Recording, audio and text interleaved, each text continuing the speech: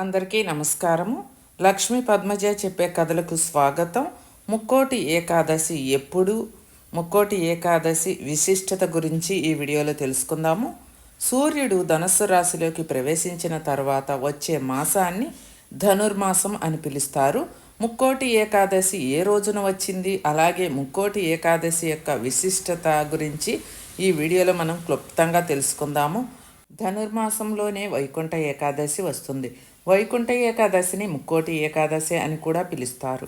ముక్కోటి ఏకాదశి రోజున శ్రీ మహావిష్ణువు యొక్క వైకుంఠ ద్వారాలు తెరుచుకొని ఉంటాయి. అదేవిధంగా ప్రతి వైష్ణవ దేవాలయాల్లో కూడా ఉత్తర ద్వారం అనేది తెల్లవారుజామున తెరుస్తారు. తెల్లవారుజామున తెరిచే వైకుంఠ దేవాలయ ద్వారం దగ్గర భగవంతుడిని చూడటానికి భక్తులు ముందు రోజు రాత్రి నుంచే వేచి ఉంటారు. వైకుంఠ ఏకాదశి రోజున శ్రీ మహావిష్ణువు 33 కోట్ల దేవతలతో గరుడ వాహనంపై భూలోకానికి వచ్చి భక్తులకు దర్శనం ఇస్తాడని పురాణాలు చెబుతున్నాయి.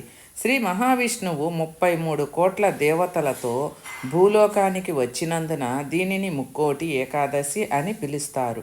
ముక్కోటి ఏకాదశి రోజున శ్రీ మహావిష్ణువుకు ప్రత్యేక పూజలు, యాగాలు చేస్తారు. అదేవిధంగా ముక్కోటి ఏకాదశి రోజున భక్తులు భగవంతుడి దేవాలయాల దగ్గర క్యూ కడతారు. ఈ ముక్కోటి ఏకాదశి రోజునే అమృతం మరియు హాలాహలం పుట్టాయని పండితులు చెబుతున్నారు. అలాగే ముక్కోటి ఏకాదశి రోజున శివుడు హాలాహలం మింగాడు అని మనకి పురాణాలు చెబుతున్నాయి. శుక్లపక్ష ఏకాదశి అనగా ముక్కోటి ఏకాదశి అనేది మనకి ఈ డిసెంబర్లో వచ్చింది.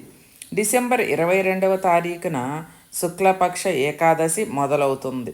డిసెంబర్ 22వ తారీఖు ఉదయం 8:17 మొదలై డిసెంబర్ 23వ తారీఖు ఉదయం 7:12 ముక్కోటి ఏకాదశి ముగుస్తుంది. అయితే ముక్కోటి ఏకాదశి ఏ రోజున ఆచరిస్తారు అంటే డిసెంబర్ 22వ తారీఖు ఉదయం 8:17 ముక్కోటి ఏకాదశి మొదలైంది. కానీ ముక్కోటి ఏకాదశి రోజున తెల్లవారుజామునే వైకుంఠ ఉత్తర ద్వారాలు తెరవబడతాయి. కావున డిసెంబర్ 23వ తారీఖున ముక్కోటి ఏకాదశి జరుపుకుంటారు. డిసెంబర్ 23వ తారీఖు తెల్లవారుజామున విష్ణు ఆలయాలలో ఉత్తర ద్వారాలు తెరవబడతాయి. కనుక ముక్కోటి ఏకాదశి డిసెంబర్ 23వ తారీఖున ఆచరించాలి.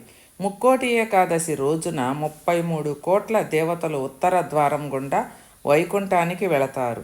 కాబట్టి ప్రతి భక్తులు ముక్కోటి ఏకాదశి రోజున విష్ణు ఆలయాలలో ఉత్తర ద్వారం గుండా వెళ్ళి విష్ణువుని దర్శించుకోవాలని, అలా దర్శించుకోవటం వలన విష్ణువు యొక్క అనుగ్రహం కలిగి వృత్తి వ్యాపారాలలో మంచి ధనలాభం కలుగుతుంది. కనుక ప్రతి ఒక్కరూ ముక్కోటి ఏకాదశి రోజున విష్ణు ఆలయాలలో ఉత్తర ద్వారం గుండా వెళ్ళి విష్ణువును దర్శించుకుంటే అంత పవిత్రమైన ముక్కోటి ఏకాదశి రోజున మీకు సర్వ పాపాలు తొలగిపోయి అన్ని శుభాలే కలిగి మీరు ఏ పని తలపెట్టినా ముక్కోటి ఏకాదశి రోజు నుండే మీకు అన్ని కష్టాలు తొలగిపోయి మీరు చేపట్టే పనుల్లో 3 పువ్వులు 6 కాయలుగా వర్ధిల్లుతుంది. మీ ఇళ్ళంతా కళకళలాడుతూ సంతోషంగా ఆ రోజు నుండే ఉంటారు. ప్రతి ఒక్కరూ గుడికి వెళ్ళి ఉత్తర ద్వారం గుండా వెళ్ళి విష్ణువును దర్శించుకోవాలని మనస్ఫూర్తిగా కోరుకుంటున్నాను.